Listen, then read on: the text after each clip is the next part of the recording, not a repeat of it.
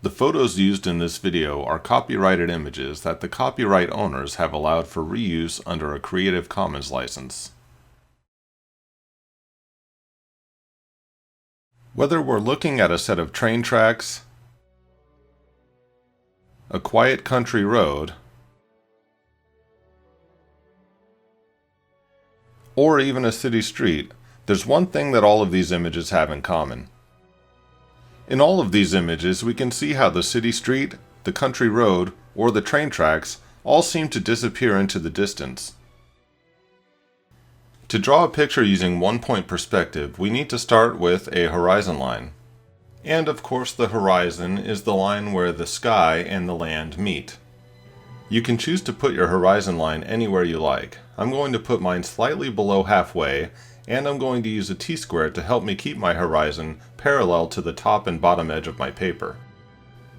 You'll want to draw this line very lightly, but I'm going to draw mine a little bit darker so that you can see it easily on camera.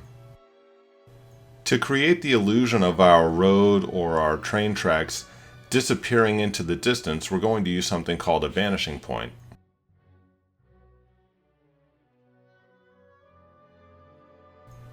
Now if we start in the foreground and draw a line to our vanishing point, and this can be for a road or a set of train tracks, we'll move over to the other side and draw another line going into the vanishing point.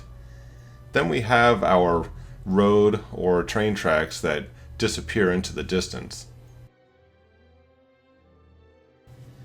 Now if you wanted to draw maybe a city street with some buildings, you could use your T-square or a ruler and draw a line in for the bottom of your building.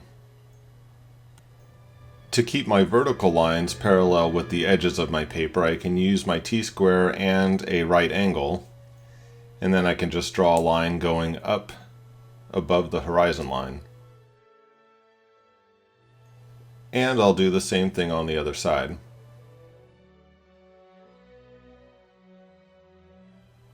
Now we'll use our T-square once again to get a nice straight line at the top, and this will be the start of our building. Now at this point it doesn't really look like a building, it's just a tall rectangle, and you can see why we need to draw that horizon line in lightly. So we'll go ahead and erase the horizon line, and then we'll make this look a little more like a building.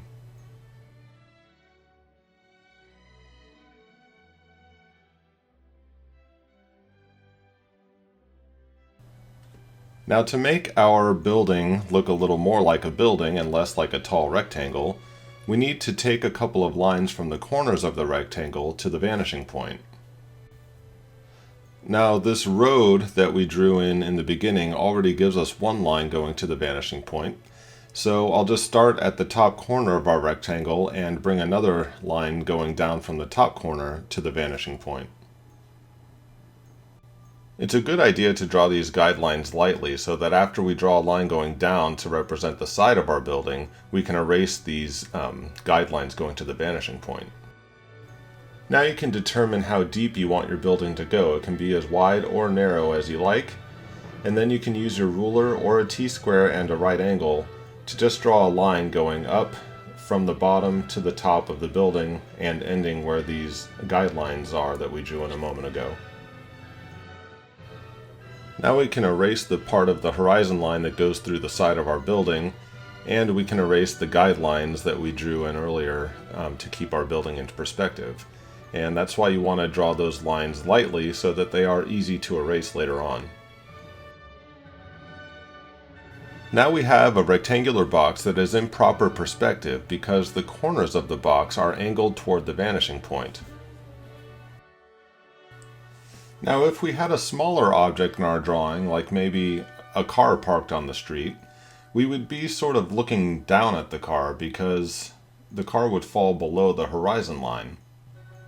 But instead of drawing an entire car, I'm just going to draw a simple cube to illustrate the point of what it would look like if you were looking down on something. So we'll start by drawing a horizontal line for the bottom of the cube, and then a couple of vertical lines on either side for the edges of the cube.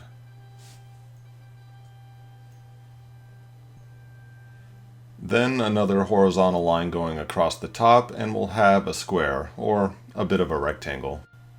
Now we can do the same thing we did before, which was to draw lines from the corners to the vanishing point.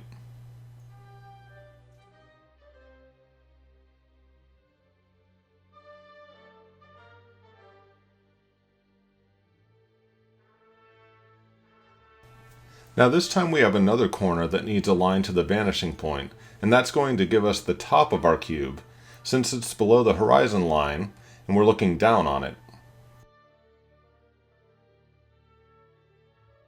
So from this corner to the vanishing point.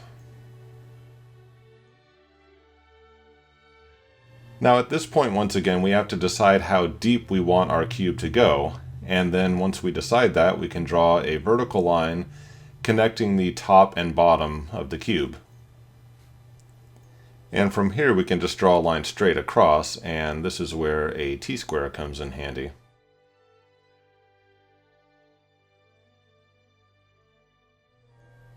And now we can erase our guidelines. So now with our little box we can see not only the sides, but also the top. On our building, here we have the front and we have the side. In our box that's below the horizon line, we're looking down on it, we can see the front, the side, and the top. And the same would be true if we had some kind of structure or something floating in the air. We would be able to see the front, the side, and the bottom, with all of the lines from the corners pointing at the vanishing point on the horizon line.